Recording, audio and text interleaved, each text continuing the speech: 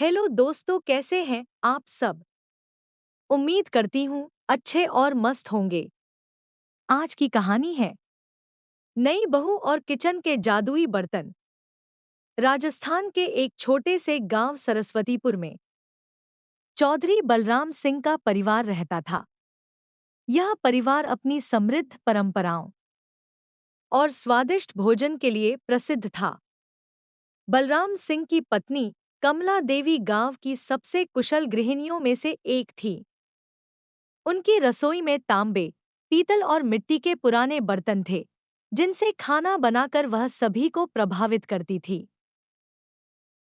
उनके बेटे रघु ने शहर में पढ़ाई की थी और वहीं उसने निधि नाम की एक आधुनिक, पढ़ी लिखी लड़की से शादी कर ली।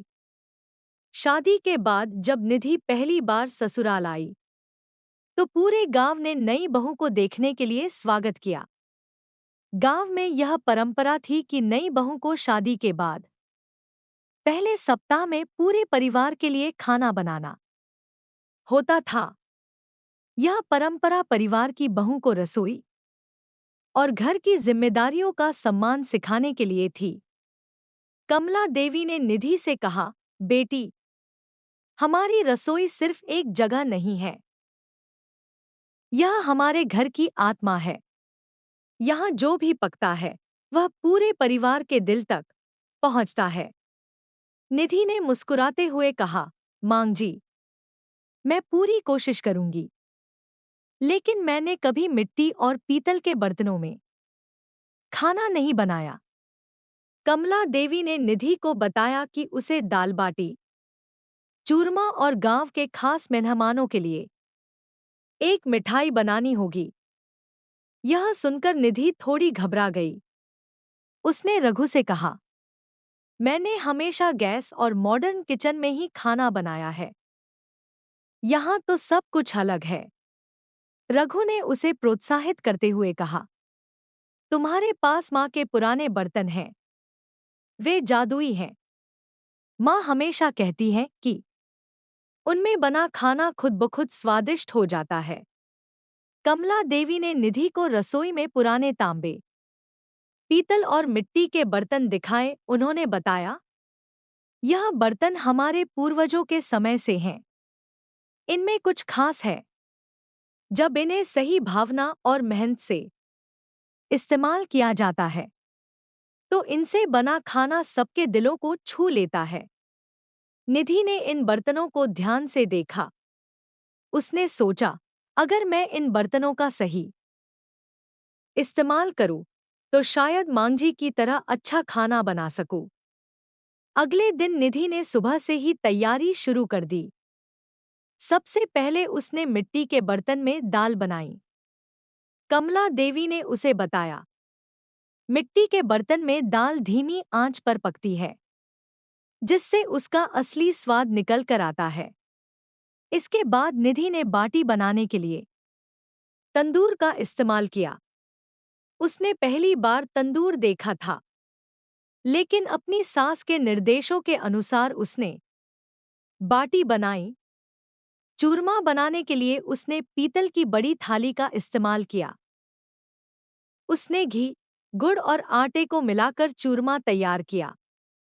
मिठाई के लिए निधि ने तांबे की कढ़ाई में बेसन के लड्डू बनाए। निधि ने महसूस किया कि इन पुराने बर्तनों में कुछ खास था।